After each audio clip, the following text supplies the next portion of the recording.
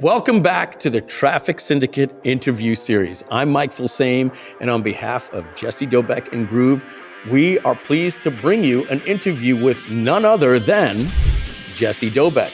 In this interview, you're going to find out about how Jesse, 6'5", first started out with the dreams of becoming a professional basketball player. He was making his way through high school, college, and then suddenly he blew his knee out. Devastated him. He found himself being a waiter, making minimum wage in San Diego. He tried to do some different hustles. He tried to see if he could open a club, but couldn't get a liquor license. He tried everything until one day he decided to go up to somebody and ask them, after doing multi-level marketing and all these different things, hey, can I help you build a website? He went on a journey to learn everything about websites, and he started getting clients. Made about $250,000 selling websites to local people.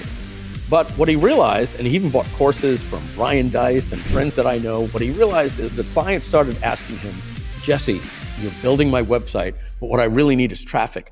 And he says, I'll figure that out. He went on to learn about getting traffic, and boy, did his career just explode. He started showing up at the scene in different live events and digital marketing, going to see the gurus, and they were pointing him out saying, you're the traffic guy, you're the Facebook guy, you're the fan page guy. Suddenly started realizing he was a guru. He ended up doing a product launch that made $800,000, and believe it or not, he was disappointed in those results. We're going to talk about that in this interview. He then was sought out by digital marketers. One day, $25,000 shows in his PayPal account from a guy named Brendan Bouchard, and he says, I need to work with you. And he worked with Brendan Bouchard to do some legendary things, getting him millions of followers and selling tens and thousands of books with the company when he was working with Brendan Bouchard. Since then, he's went on to become a master networker and do legendary things in the world of traffic. And you're about to meet him right now. So ladies and gentlemen, let's meet Jesse Doubek. All right, man. Jesse, I'm excited to talk with you today. We're going to jump right in. I like to start with basically, you graduated high school. Now what? What are you thinking? I thought I was going to make it to the NBA. I was going to be the next Jordan. How tall are you, man? I'm 6'5". Jordan was 6'6". Yeah, so you would have been a point guard or a shooting guard at that height, or maybe a small forward, right?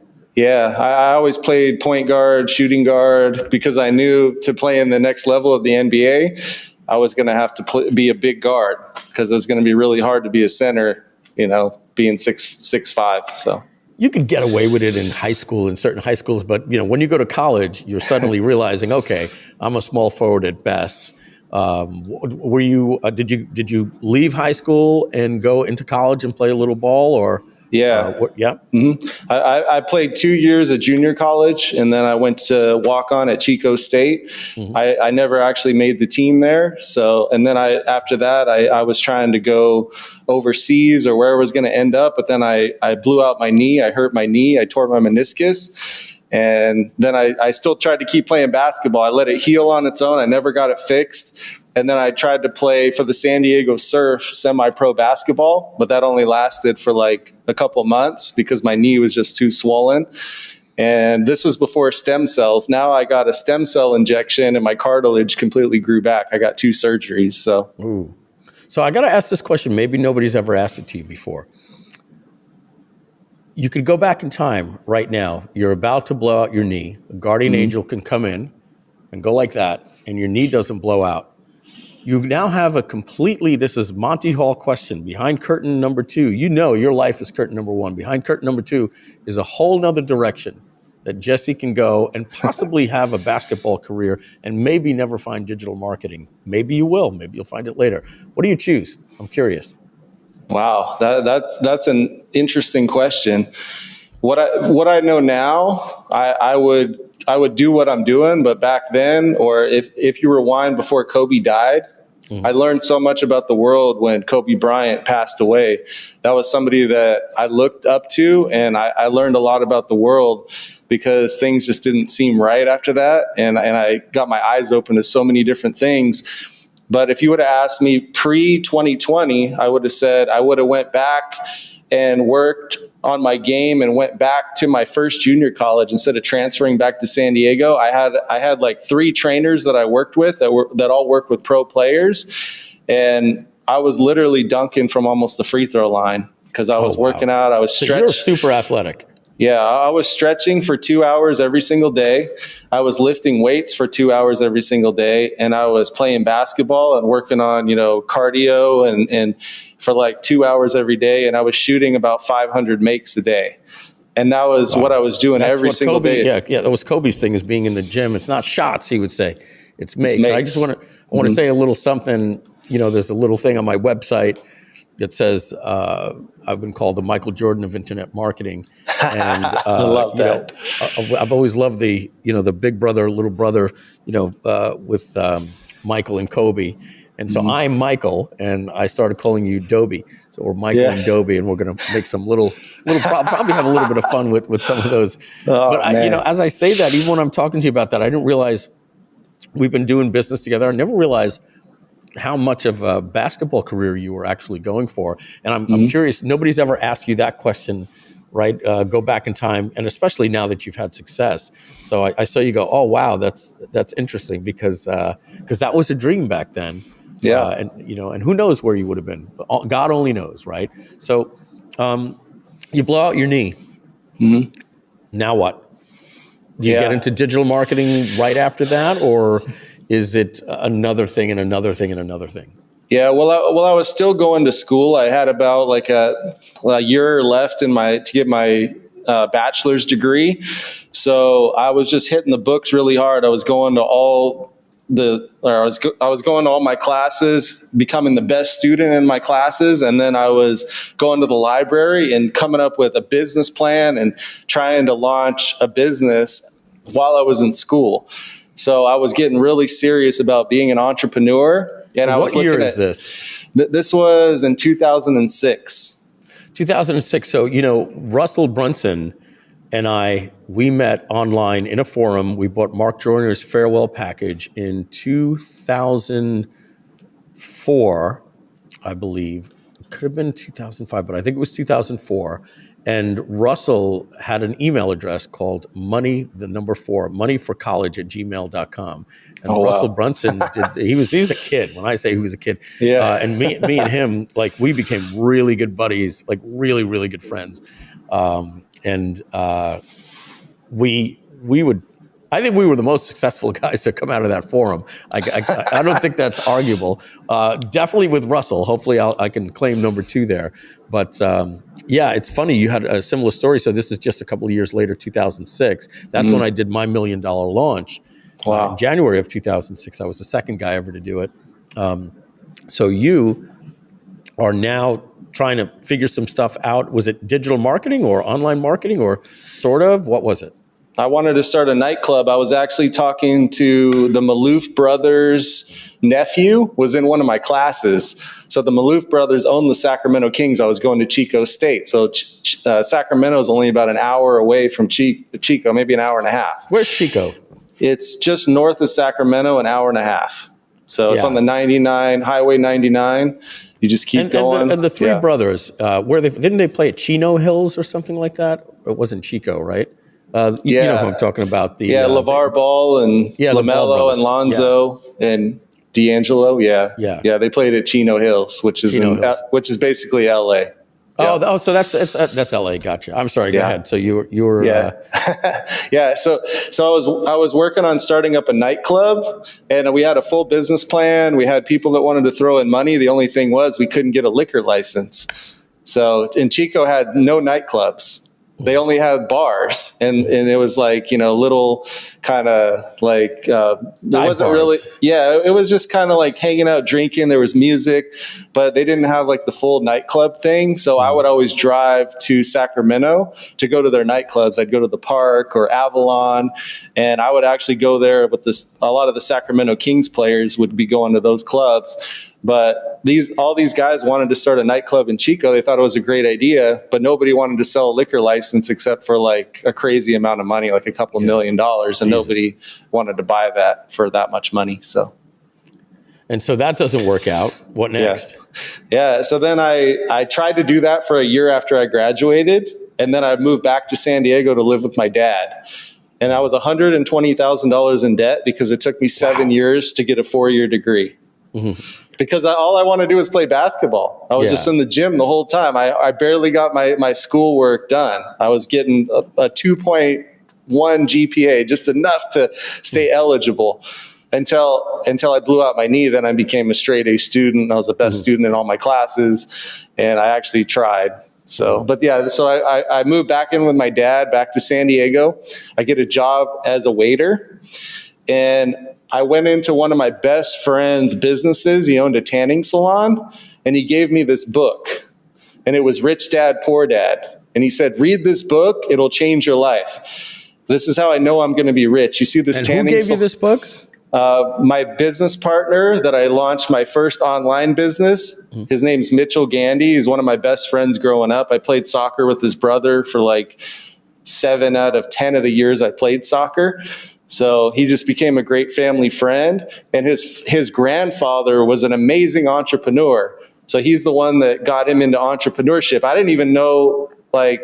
It was a different world to you. It wasn't, you weren't the kid with the newspaper route and saying, I'm gonna ask the other guy to get his newspaper out. You weren't that kid. It was basketball. And suddenly you have this entrepreneur opportunity. I want to talk about Rich Dad, Poor Dad, second book I've ever read. And, I've got a library of about 300 books in there. I've probably read about 7. Seriously, like I get a book. Edmund Pagan talked about making the book your bitch. That was his expression, not mine. And it's a way to read a book. And I learned to read books like that and find out the important chapter and all these different things. But when it came to actually reading an actual book cover to cover, Rich Dad, Poor Dad, second book I ever read, and had a major impact on me. There was a chapter in there on leverage, leverage and time for money. And because of that, I created this acronym, and I spoke about it in the 7-figure code. It was called Fast Profits. The profits wasn't an acronym. The FAST was, and that meant the profits can only be considered if you can check off the box for FAST. And the F meant it had to be fun. The A meant I had to be able to automate it. The S meant it has to be scalable, meaning if you can automate your marketing, but you're getting products from China, and there's a supply chain issue, or they can only make you so much, well, that's not scalable. You always have to, I always called it the Oprah Winfrey effect. What happens if you go on Oprah and she can send you from 100 customers a day to 10,000 customers a day? Digital marketing can scale overnight. Groove can put on 100 customers a day or 10,000 a day. It wouldn't matter. So it had to be fun. You had to automate it. You had to be able to scale it, and how to leave time for time off. That was the T.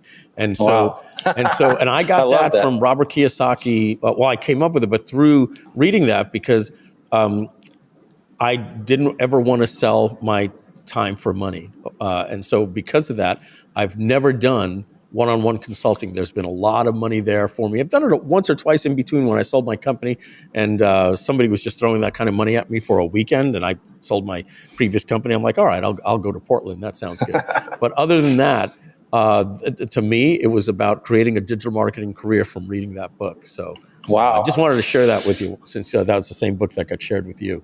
Yeah, that's amazing. When I read Rich Dad, Poor Dad, one of the things that Robert Kiyosaki was talking about in the book was network marketing. So I went out and I joined a couple network marketing companies. The first company that I joined went out of business within 6 months. I made $1,600 in that company. And then I joined another company, and I was in that another company for over a year, and I made $0 in that company. So I was literally doing network marketing for about a year and a half with making no money. I think network marketing was the only option until digital marketing came out. It was like, that was the only way, and it made so much sense. If you get 5 people, they get 5 people, but it doesn't, I don't want to beat up on that, but that your story is very similar to mine and many other people in network marketing. So now you've got this itch. You've tried a couple of network marketing companies. Still nothing's hitting for you. How old are you what year are we in at this point? Yeah, so this was around like 2009. And actually, when I was in the second network marketing company, I got so discouraged that I went online and I Googled how much money do the top people in my company, in X company, make. So I punched that into Google, and there was an ad on the side of Google that said the 1% secrets that the top people in your company don't want you to know about. It was Jonathan Budd. Oh, Jonathan Budd, yeah. Yeah, who was trained by Mike Dillard, right? He was the first person that he talked about when I opted in. I went to his page, I opted in. And at that point, my eyes were wide open. I was like, man, I could literally catch fish with fish jumping in the boat. So like, this was the inciting event. Yeah. You see, like, oh man, I want to talk about this because my first $1 million course was called Butterfly Marketing. And I literally talk about these butterfly effects. And I was talking with somebody, I don't want to mention too much about it. I don't want to allude to anything, but these two guys were partners. And one of them got screwed really bad, and then the other one went through like this depression. And this guy's like super successful today. And every single time I bring up that person's name and that person and that time in his life, he's like, he's so hurt by like what happened. And he's got like 3 kids now, maybe 4, a beautiful wife and everything like that. And when he tells me the story, the way you and I are talking, he's like, well, after that happened, I had to go find myself. I went here, I traveled the world. And while traveling the world, he met his wife. And so today he's got a great job. I mean, he's the owner of his own company. He's got 4 kids, beautiful kids, beautiful wife. And I said to him, and let's just say that person, his partner's name was John Doe. And I said to him, man, you better thank your lucky stars every single day you met John Doe. And he's like, what are you talking about? What he did to me? I said, dude, he put you on a road that led you to where you are now. Look at your kid's face. And he was like, whoa. And like that blew his mind. Like, he's like, I don't want to give that guy thanks for everything, but it was a little bit of perspective. So with you blowing your knee out, doing this multi-level marketing, everybody that's listening to you and I talk right now that has had problems and failures and the spouse got mad at them or lost their job or whatever the case may be, this is the journey. And in that journey of despair that you're not making any money, that in and of itself asked you to put something in Google that put you onto an alternate universe overnight because an ad, somebody using pay-per-click marketing said, if somebody ever searches this term, I'm going to show them an ad. And now suddenly you're onto this other world where we're going to get into where you said, I can just put this formula into place. So let's talk about that. What happened when you go through this guy's, did you buy his course? When you go to the website? Let's talk about that. Yeah, so I didn't really have a lot of money. So I bought his $7, I guess it was a tripwire, but that phrase wasn't coined yet.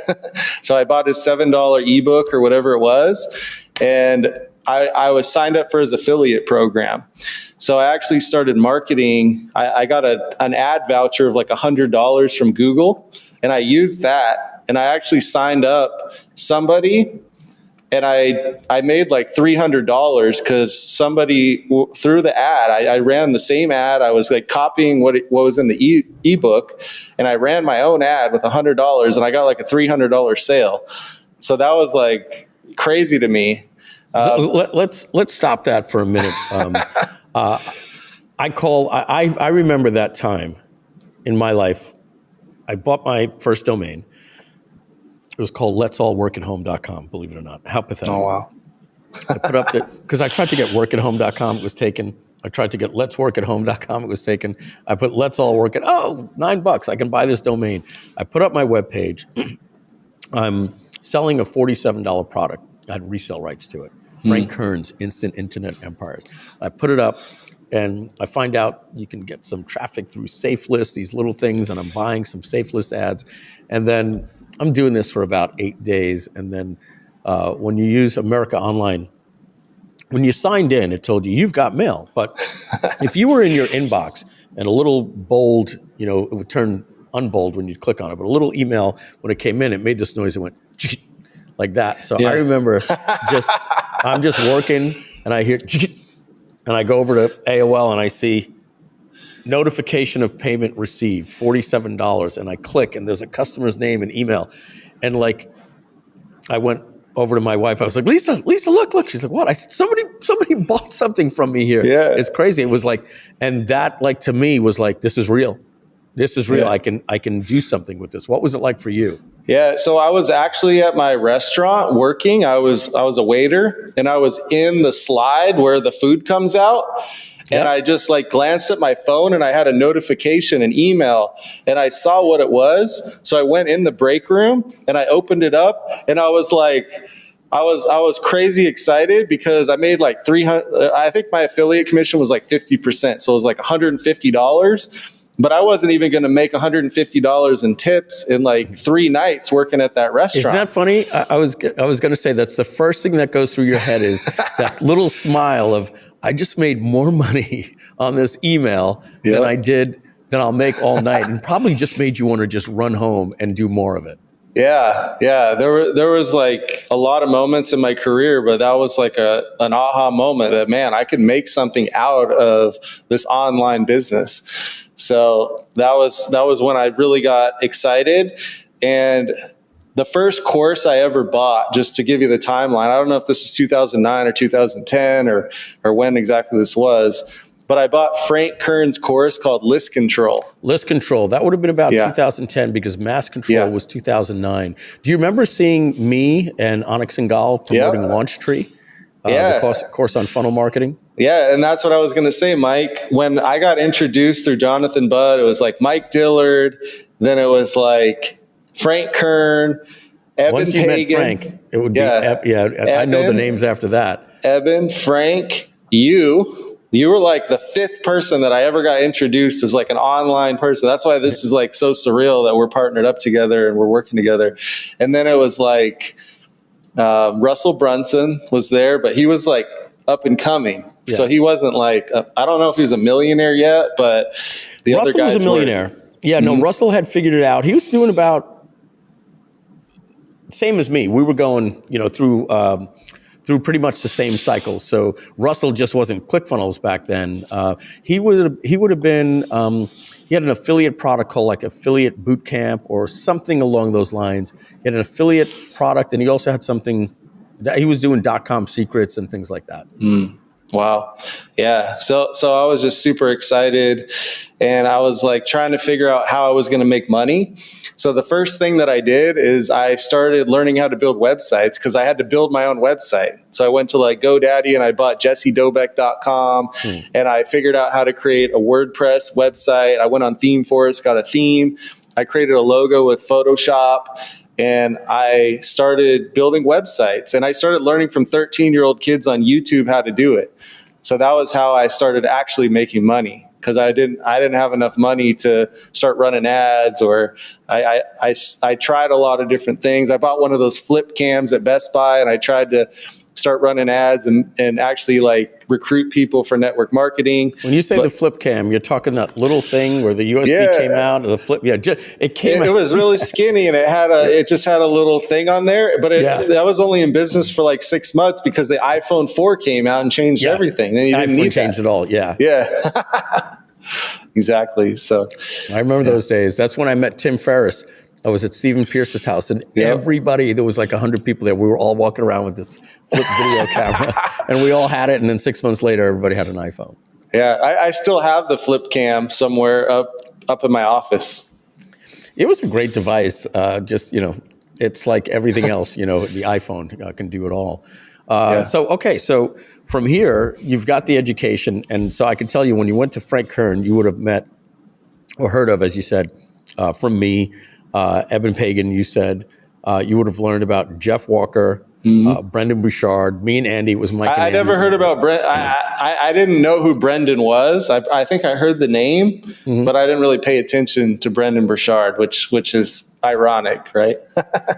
And Jesse, there's another question I wanted to ask you about. That I hear all the time is how most of the people that I spoke to in the Traffic Syndicate interview series, about half of them said that they saw you on stage when I say, how did you meet Jesse? So you spoke on Brendan Bouchard's stages, and that also got you on a lot of people's stages. I just wanted you to touch on that a little bit.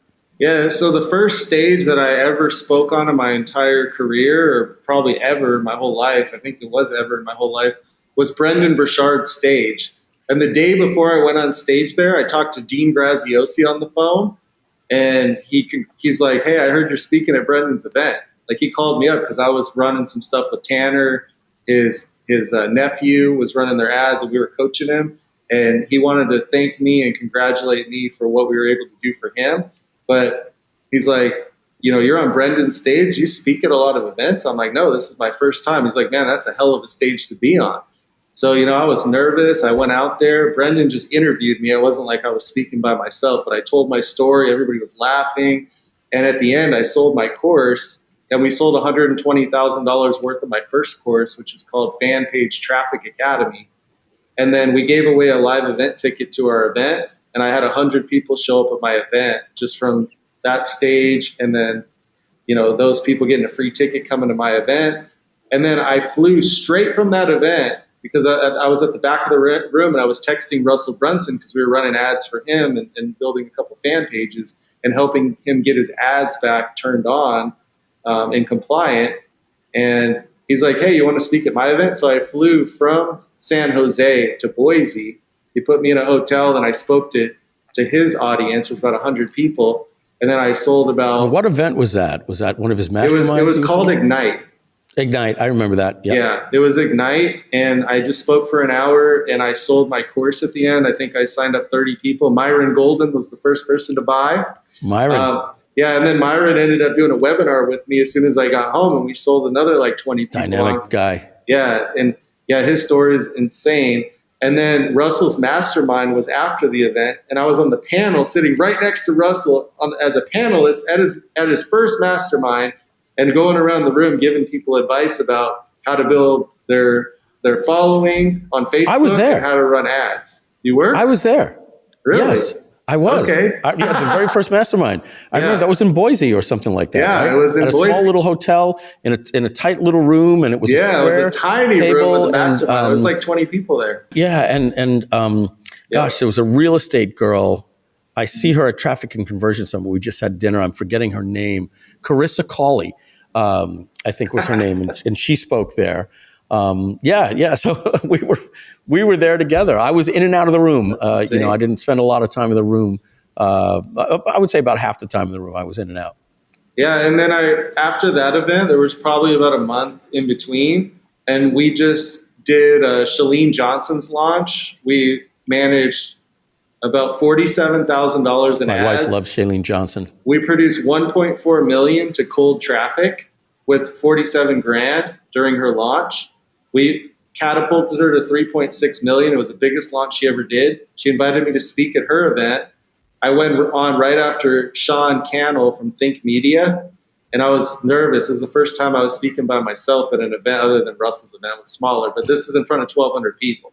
So I was backstage shaking. I went out there, crushed it. I didn't make a sale at the event, but I had a line of people out the door when I ended, and I sold about 50 people my course, and I signed up other people into my coaching program from that event. So it was really amazing. And then I went on to speak at other events like James Malinchak's event, Les Brown. I started doing consulting for John James Asserat, was just here the other day. Oh, he was? Just here in the studio last Thursday, 7 days ago. He was just here. He lives here in Boca Raton as well. Oh, he does. Okay, yeah, because he used to live in Vegas. I actually played him one-on-one in basketball. Yeah, he was on the TV show Secret Millionaire, and his house was in Vegas, shooting basketball. He's a player like you. Yeah, we played. He played college ball. He played D1 ball. He's really good. He's got a good shot. Wow. So yeah, just speaking on a lot of stages, and I just love getting out there, and I'm excited to share the Traffic Syndicate on stages with you all over the world. So yeah, we'll be doing it right here in the studio with everybody. Well, let me talk to you about that. I want to talk to you about that. Yeah, right absolutely. There, the word syndicate. So you know this story, but the syndicate came from Eben Pagan had an event called Altitude that he wanted to run, and he wanted to test it first by inviting the top 100 marketers in the game for free. So I was coming to this thing, and this guy, Jeff Mulligan, sends out an email, says, hey, when's everybody getting in? We said Friday morning, Thursday night. He says, why don't you get in Thursday morning, Wednesday night, and we'll do a little mastermind before we get up there. So we get there, and we we do a mastermind, and it's me and John Reese and Frank Kern and John Carlton and Rich Sheffrin and Evan Pakin and Jeff Walker and Alex Von Dozy. I like every name you could imagine back then. It was like the All-Star game, Yeah. And so we're sharing information. The Rich Jerk, Kelly Felix, all these different people are there. And when we're done, we decide we're going to start emailing each other. And there's 5 different lists going on. And somebody's saying, oh, I sent that. Well, I'm not on that list. What are you talking about? And so Andy Jenkins said, enough is enough.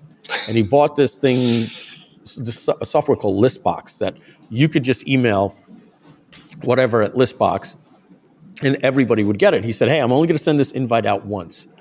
And and if you join it, you join it. If you don't, and some people didn't. Like Rich Sheffrin may not have seen the email. I know Russell Brunson didn't get in it, and it was a shame because once it was in, we closed the doors.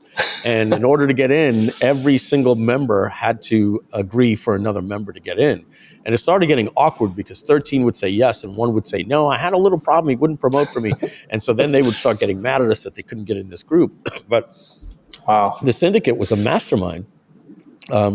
That changed our careers because you had Jeff Johnson, legend at the time, Jeff Walker, myself, Evan Pagan, Frank Kern's cousin, Trey Smith, Ryan Dice, Perry Belcher, John Reese, myself, Andy Jenkins, Ed Dale, and we're doing these launches, and we go from 497 to 997 to 1997, and the more we did, we would just schedule who's going in October, and I'm November, and once you got on Frank's list, that's why you heard about everybody else, and so we were very leery about bringing anybody in. And so one guy got in because he got voted in because there was nobody to say no because nobody knew him. So wow. Frank Kern goes to a Tony Robbins event, and he comes back, and the subject line says "Life's Golden Ticket," and he sends it to Syndicate. That was, it was the Syndicate was who we were, underground group of marketers sharing information. Yeah. He says, hey, I just met this young, exciting guy. He told a story about how he almost died in a car accident. And he wrote this book about it called Life's Golden Ticket. And I walked up to him and I said, dude, so what are you doing? He's like, I'm selling my book. And Frank was like, what? You're not going to make any money selling a book. He goes, well, I want to be the next Tony Robbins and everything like that. And Frank was like, oh, okay, but what are you selling? And he's like, well, I got my book. And Frank was like, no. You need to, dude. I'm going to introduce you to these guys, and he introduced him to all of us, and asked. It's my New York. Asked if it's kind of like the Skull and Bones, right? And he was like, hey, I want to do an initiation for this guy named Brendan Bouchard. And Frank talked them all up, and we all looked up to Frank, and we were like, hey, Frank, if you want to, sure. And so Brendan got into the Syndicate, and then his digital marketing career, the initial part of it, launched because he had me and Frank Kern and John Reese and all of these guys. Suddenly we had these huge lists just saying, he's the biggest guy, blah, blah, blah, blah, blah. So he basically took the advice. And I might have this wrong, and forgive me, Brendan, if I'm getting it wrong, but it's something along like what he learned being in the Syndicate about creating a product and then launching it, he did. And then he said, hey, I can teach that. And he called it Total Product Blueprint. Then he became an expert and then said, hey, I'm going to launch Experts Academy. And so it was good to see, again, a butterfly effect. If Frank Kern wasn't at that Tony Robbins event, and we met Frank, and me and Frank met Tony Robbins through Mike Koenig's, because Mike's neighbor Pam and Mike Koenig's kid played soccer together, and so it's interesting. And Russell and Tony know each other because we're doing this interview series that's on the internet with Tony's interviewing me and Frank Kern and John Reese and all these people, and Russell sends me a text message or an email. Dude, how'd you meet Tony Robbins? And I'm like, hey, the best thing in my life, let me tell you. Yeah. I met him through Mike Koenig's and Frank Kern and everything. And we're helping Tony get online. We're actually, and that's the truth. We launched Tony's digital marketing career. And Russell goes, you got to get me into something. No problem. Pam Henderson. Hey, Pam, do me a favor. Here's this marketer you want to meet. And because we were only doing Syndicate members, right? Mm-hmm. And so I put him in, and Russell got into that series as well, and that created a relationship with Russell and Tony to this day. Wow, that's amazing. Yeah, that's awesome. Yeah. So getting back, Yeah. So now you're starting to meet all of these people. You made you made that $300 sale. Where do you go from that to starting to see $3,000 a month, $5,000 a month, $10,000 a month? How does it hockey stick? What's the story point from there? Yeah. So I started learning how to build websites. And I got to a point in my life where I was at such rock bottom, where I had no money to pay my electric bill. I wasn't going to make rent. So I really just sat there and I was like, what am I going to do? I look at my cell phone. I had like 30 names and numbers. So I call up this guy that I was networking with when I was trying to do the nightclub in Chico. And he owned a bunch of nightclubs and businesses all around San Diego. So I say, hey, man, give me a shot. I'll build you a website. I was just aggressive. I'm like, dude, I can build websites. I looked online. I see you have this business. You don't have a website. Give me a shot, dude. I'll build you a website. He's like, wait, hold on a second. You can build websites? And he's like, let me see if you even know what you're talking about, right? Because he was trying to help me find a job when I was working at the restaurant, you know? So he looked at my websites that I built for myself and a couple of my friends for like $25. He's like, man, these websites are amazing. He's like, dude, how much do you charge for a website? My buddy just bought a website for Stingery, the nightclub in San Diego. Stingery. For 25 grand. Yeah, he was an owner at Stingery. He bought that for 25 grand? No, the website. Oh, the website. Yeah. Their new website was 25,000. Yeah. I used to go there too. I got a little plaque from that place. That was such a good customer. So that's for a whole other story. I met Suge Knight there. I met Amari Stoudemire there. I met Jamie Foxx there because I knew the guys that owned the place. So they would always bring me their VIP, introduce me to people. And this was when I started doing websites. So I called this guy up. He says, when can you come down to my office? He gives me $10,000 to build him 5 websites right on the spot. And at the restaurant, it would have taken me about 6 months to make that much money, you know? And now you were working at restaurants in San Diego? Yeah, I worked at Mimi's Cafe in Mission Valley. I know that. Yeah. Yeah, because I worked there for like 3 years. Yeah, I lived in San Diego. It's funny, we might even have crossed each other path, back then. Yeah, it's Stingery is now called Omni, but go ahead. Yeah, so I started doing websites for different businesses around San Diego. I did Bar West, I did Guy Gin, the restaurant. I did Funky Garcia's, the New Yorker. I did Pizza on Pearl. I did the taco stand, which now has like 20 locations. And now that you're starting to get all these people, it's easier to get the next one because you got a portfolio. Yeah. So I probably did about 100 websites in 2 years for businesses just around San Diego. What were you doing for a website? I started off $5,000? Yeah, I started off anywhere from 500 to then, I was charging 2,000 when I did the 5 websites for 10,000. And I was starting to get like 5,000 and then $10,000 to do a website for different businesses. But it depends on how many pages and how much you had to do for them. Yeah. Yeah, it wasn't, and it only took me about a week to do a website that they would pay about $5,000 or $10,000. So it wasn't like a hard job. That's all that mattered. And they were happy. And then when I bought List Control from Frank Kern, I bought it through Ryan Dice's link, his bonus package, and he was teaching about local marketing. That's why I started doing websites in the first place. Yeah, right? Him and Laura Betterly, my good friend. Yeah, Laura Betterly. Local Fusion.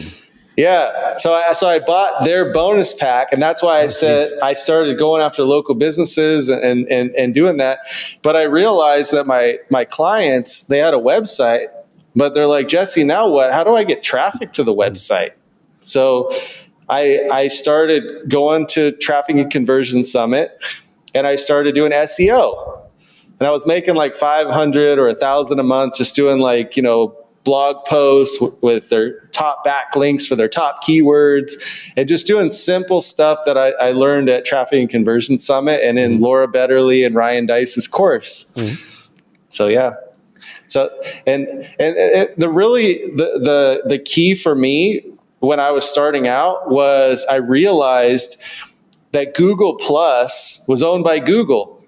And one of my clients, they actually they were using Google Plus. And when they stopped, when their social media their SEO person stopped using Google Plus, they went from the first page all the way to the 36th page. And that told you, there's a correlation here. Google is they're cheating the system here. Yeah. They want you using Google Plus. Yeah, so I started using Google Plus, getting +1s off Fiverr. I started doing posting every day on their Google Plus account. So I tied the Google Plus account to places, to their YouTube channel, to their website.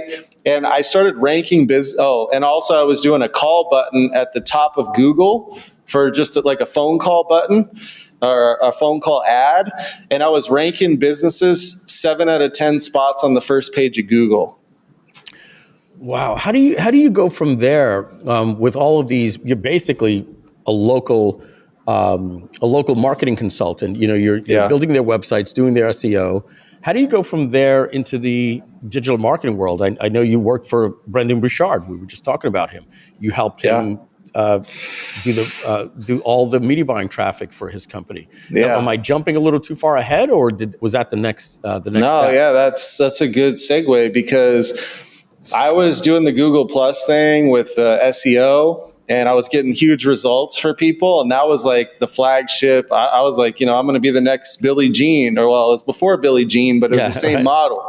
So I was doing local marketing, but I was getting so many leads, like 160 leads a day, that I was just getting a lot of referrals, and a lot of people just wanted me to do the SEO strategy for their business. So that would lead to more websites, more monthly revenue. And it really started to kind of take off at that point. My revenues went from like about 50,000 a year, and I was like a one-man show. I started working with Mitchell once we started getting a little bit more traction. So it was just two of us, but we were doing like 50,000 a year in revenues, but then we jumped up to like almost 200,000 in revenues. And then, but this is kind of the main thing I think you're getting at, Mike. I went to Traffic and Conversion Summit when Perry Belcher was talking about tripwires. Yeah.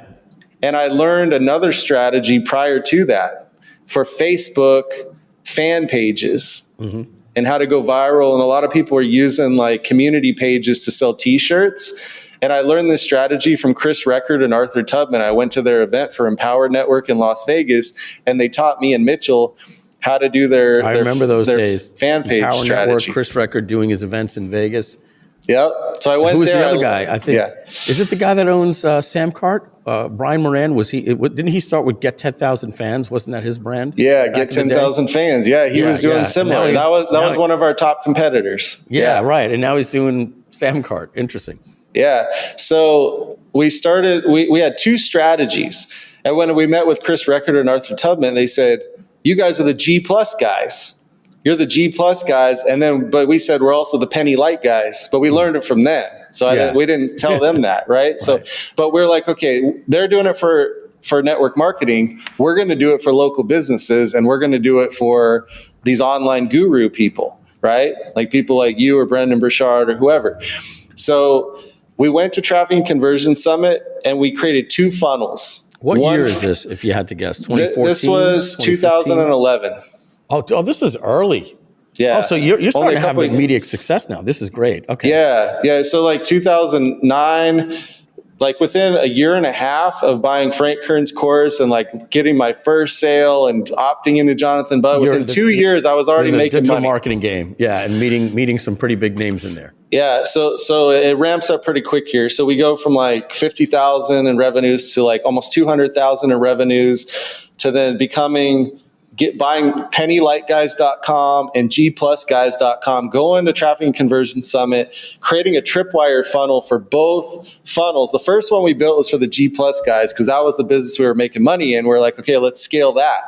I went to Ted McGrath's event, and I met this guy, Matt Boggs. So him and his wife were there, and they had a booth, Irene and Matt. Matt Boggs from, and I'm good friends with Matt Boggs, but just want to make sure, in the personal development, Mary Morrissey's Mary Morrissey's son. Yep, yeah, exactly. His son, yeah. We're good friends. This is so interesting. I'm learning more about you, and we've known each other a while. And Matt was in Flight Club, right? Yes.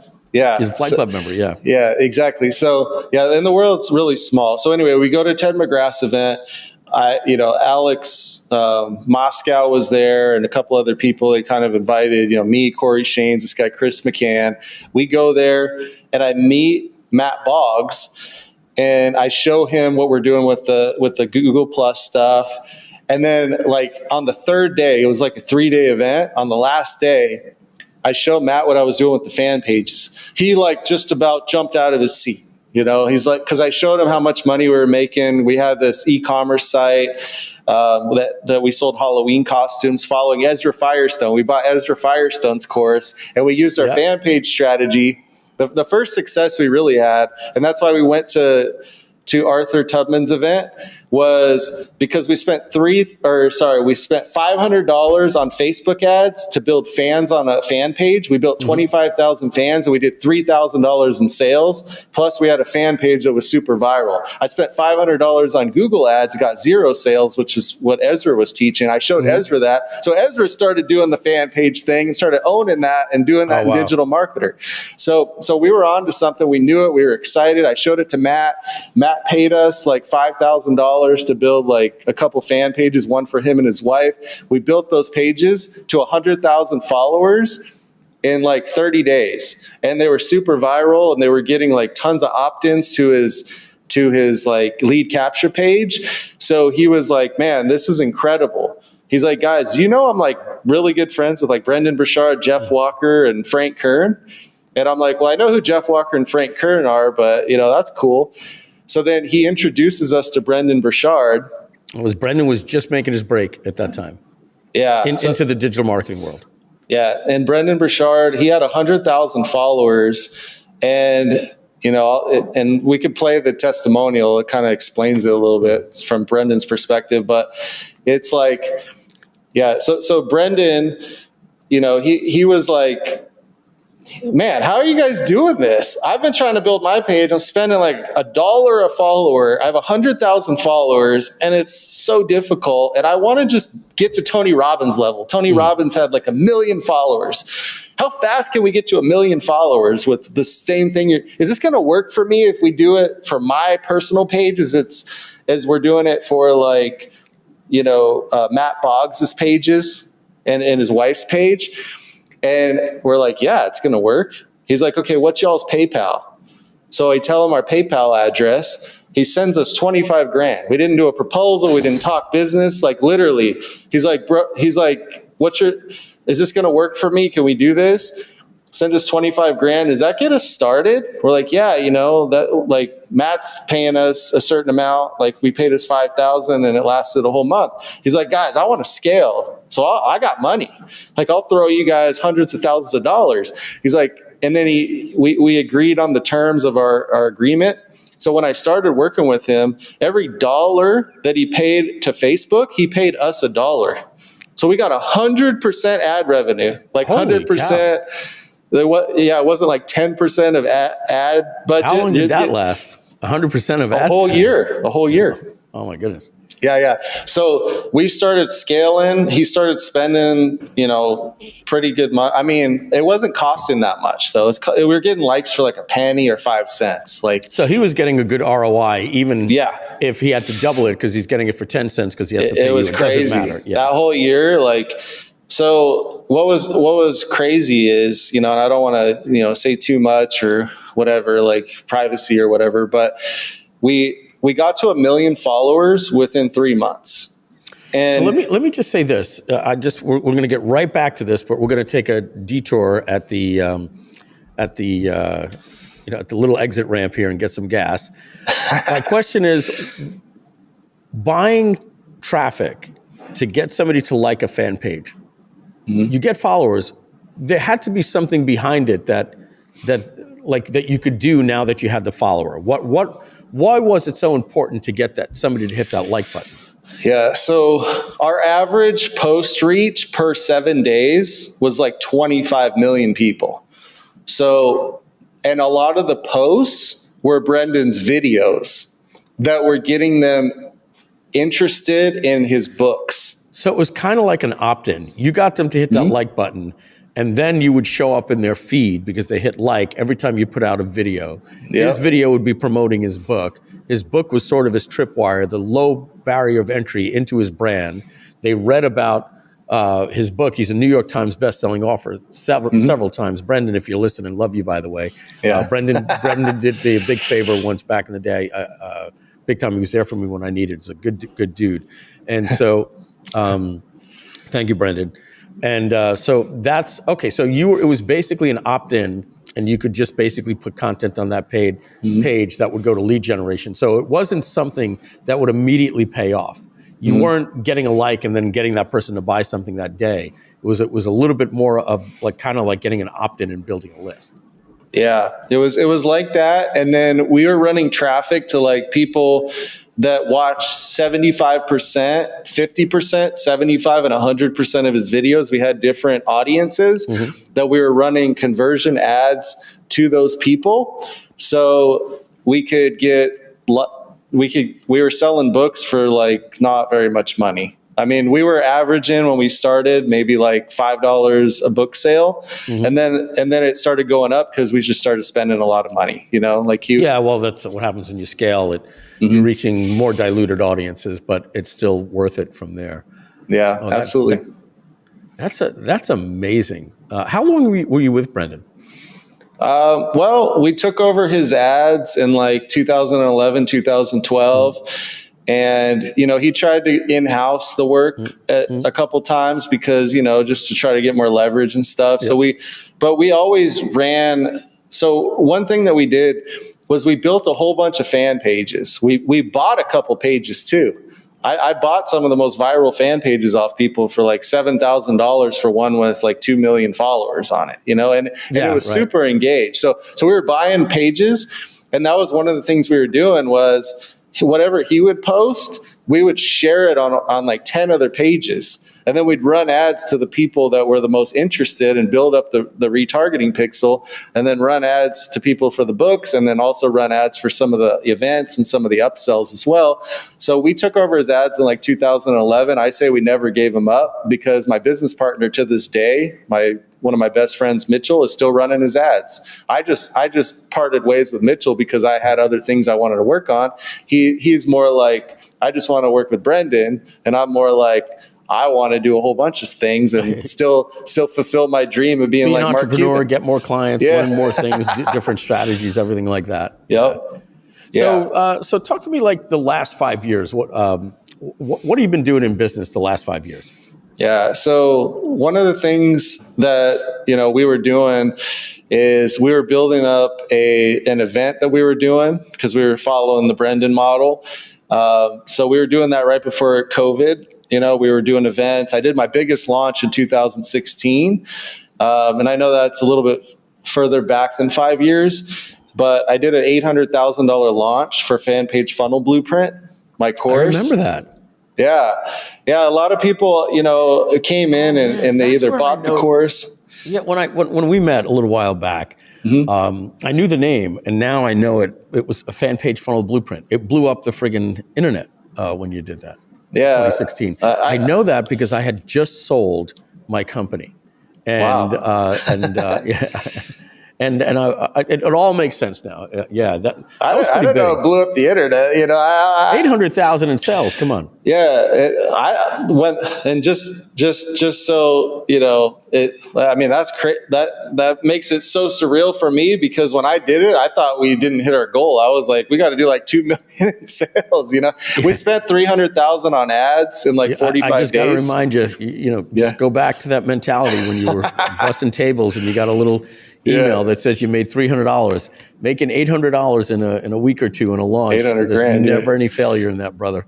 Yeah, never. No, it was the greatest month of my business career, at that point. And I thought, okay, like this, what I'm doing and what I'm really passionate about is helping people get clicks to their website.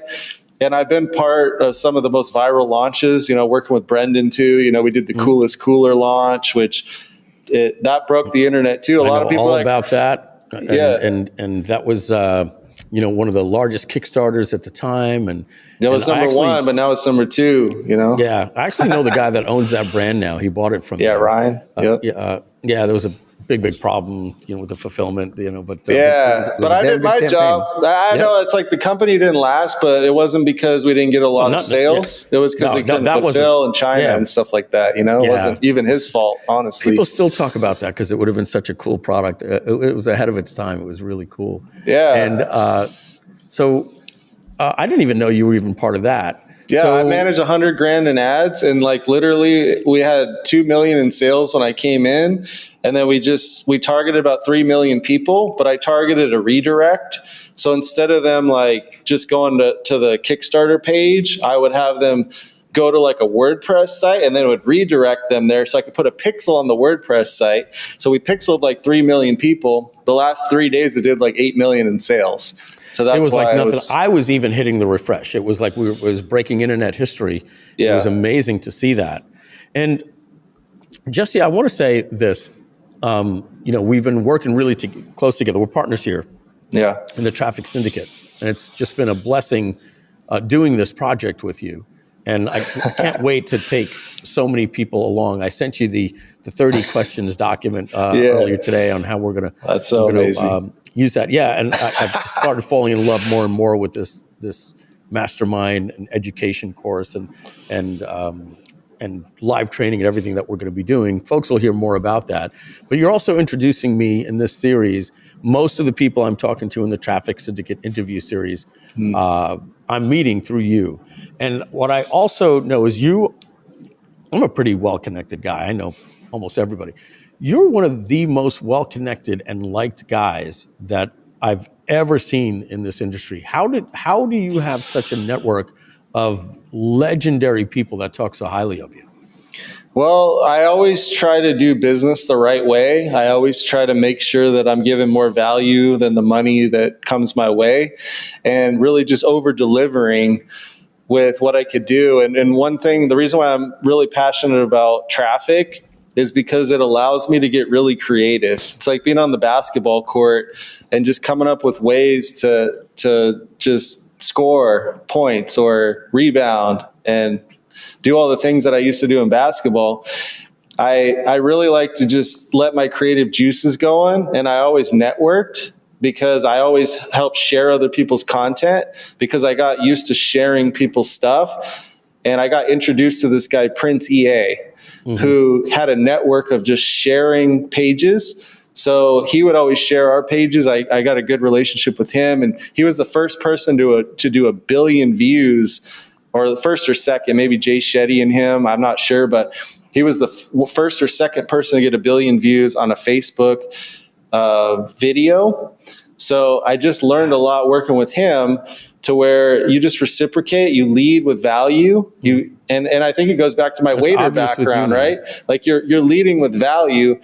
And I know there's a lot of people in the industry, they're all selfish. And I think, in a lot of ways I could even be further along, and I could have made more money if I was more selfish in some ways. But I'm somebody that my dad always told me, the cream rises to the top. So the more value you give, eventually it's going to explode.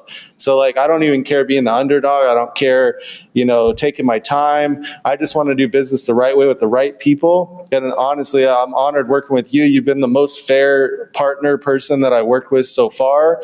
And I just really think that with what you know how to do as far as traffic with affiliates and doing the launch stuff, and I've learned so much during this launch process for the Traffic Syndicate already, but I can't wait also to bring the world of going viral in the organic world and the paid marketing world as far as getting clicks, but not just bring it to you and show you the value of it, show everybody in the Traffic Syndicate, because once you have the most traffic, you have the most valuable business. I mean, you have to have the right people, and it has to mean something. You have to have a great product, and all of that matters. But when you have the most traffic, just like Google, YouTube, TikTok, Facebook, they have the most traffic, and that's why they have the highest valuation of any online company, is because traffic rules. So that's what I'm passionate about, and that's what I'm excited about here.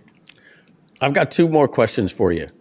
The first one is, we spoke about blowing out your knee. We were basically, I grew up on Island and 8th. Not grew up.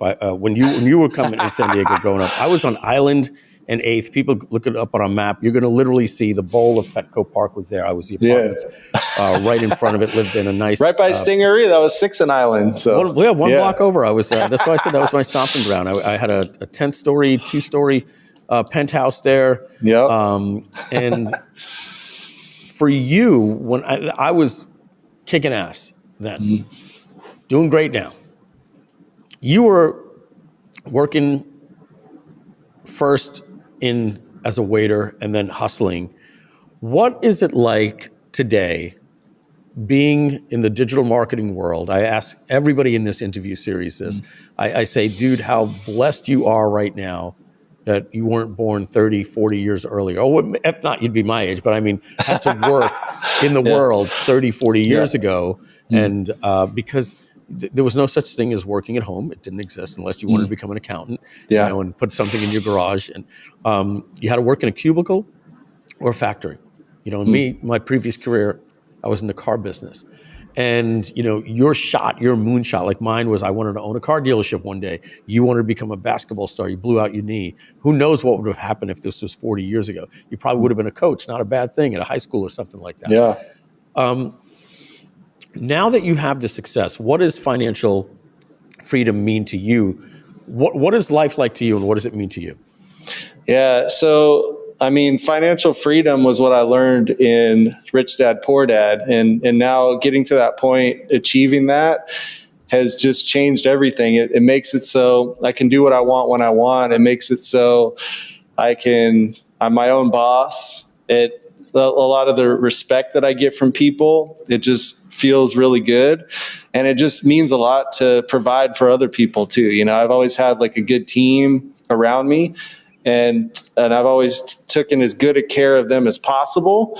And that just really makes me feel good, knowing that I'm helping other people achieve their goals and dreams. And then all the clients and other people that you've interviewed along the interview series here for the Traffic Syndicate, I mean, those people are like some of my best friends in the world, So like, the connection that you have with the people that I've worked with is just, it's surreal, honestly, man. So I just, you got I a love good doing heart. what I'm doing. You run all the ads for us, at our company Groove, and that's how we met. And so I want to go to this last question now, tell a little story behind it. So, Jesse and Jason, who we've also had part of the Traffic Syndicate interview series. I don't even know how we even got on a call. Yeah. One day it was Larry Benet. Larry Benet. Yeah, and you asked me, how do you have this network? I've always kind of worked with Larry. He's always plugged me into people, like Matt Boggs plugged me into Brendan Burchard. And I did that by giving him value. So like Larry, helping him come up with his offers, right? And doing some of the things that I've done a lot of free work where I'm not getting paid, and I don't even invoice anybody or even say it, and I don't even expect anything. I just know that person, if I invest my time and energy in them, that it'll come back. So Larry was the one that said, "Hey, what about Mike Filsaime? You should get on a call with them." And then let me tell you why he brought me up, because he would never say Mike Filsaime. Like there was a reason, and we call it top of mind awareness. He would say Mike Filsaime any day, but it just happened we were out like the night before. So I hadn't seen, Larry and I, we have a relationship like we do with many marketers in the world. It's Merry Christmas, Happy New Year. Hey, Mike, it's your birthday. Hey, Larry, it's your birthday. And then we see each other at events. Yeah. Some reason he's in Boca Raton. I get a text invite. Larry will do this. He's known as the connector. And he says, hey, Mike, I'm going out to dinner.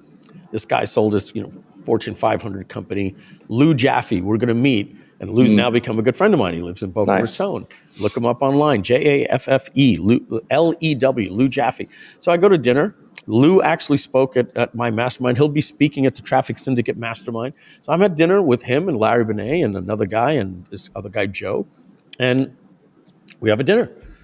2 days later, because of top of mind, another butterfly effect, what we end up doing, I'll just finish this.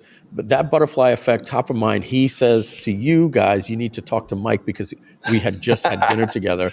And then the text comes, Mike, meet Jesse, meet Jason. Hey, let's get on a Zoom call. It's interesting because we're going to do the Traffic Syndicate. We'll have great success together. Who cares? The people that we go to help, they're going to have success. Who cares? The really good thing that I always like is what the people that have success, what that really means to them, yes, they're going to have the money, is the third level down. All of our customers in the Traffic Syndicate, they've got products teaching people how to do something.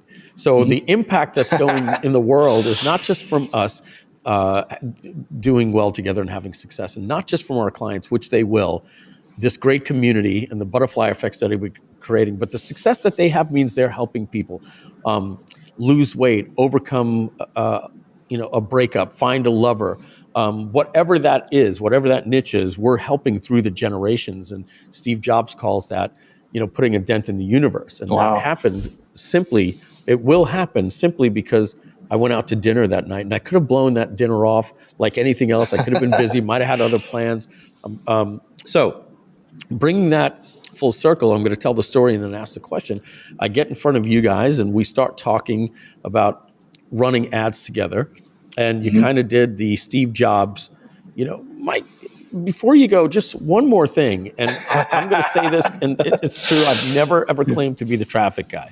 Viral marketing, I wrote a book on it for Butterfly Marketing. It's about viral marketing. That's how to take the traffic that you got and maximize it. I've never had a course on getting traffic. I don't teach SEO. I don't teach social media. I don't teach organic. I don't teach local. I don't teach Facebook marketing, LinkedIn, pay-per-click, YouTube advertising, none of it.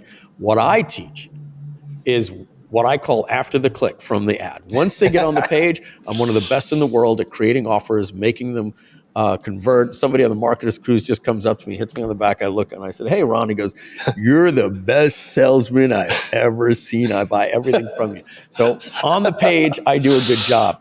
Yeah. I look up to traffic guys. You and Jason and the other folks that you put together in this interview series, and Kevin and Jacob, legendary people. So it's so good to put that yin and yang together. So you came to me and said, "Hey, there's something I want to do. I have a burning desire to help people. They have a problem getting traffic out there. Mike, is that something you'd be interested in?"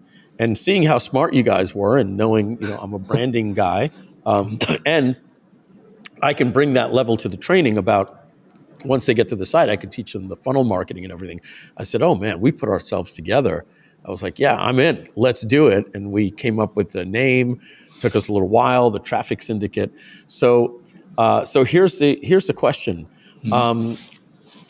why did you want to create the Traffic Syndicate, and what would you say to anybody that's watching this video? And the only call to action is a button underneath to register for a webinar with you and me, where we're actually going to teach them some training methods. Yeah, so it's a culmination of everything that I've done, and with the traffic that I've done for the Google Plus and the penny likes and the viral campaigns, and working with some of these top people. I just, like you said, I just want to help more people help a lot more people.